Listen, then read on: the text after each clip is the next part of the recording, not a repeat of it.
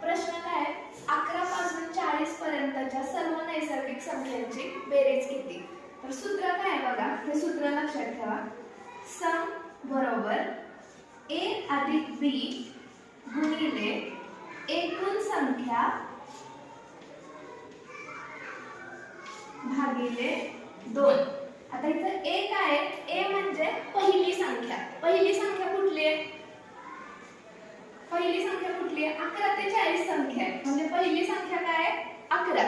b म्हणजे शेवटची संख्या आहे. शेवटची संख्या कुठली आहे? 40 आहे. 11 अधिक 40 गुणिले एकूण संख्या. एकूण संख्या म्हणजे काय? 11 ते 40 पर्यंत एकूण संख्या किती आहेत?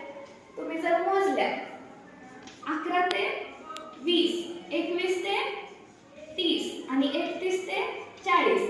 इथं 10 संख्या आहेत, इथं 10 संख्या आहेत, इथं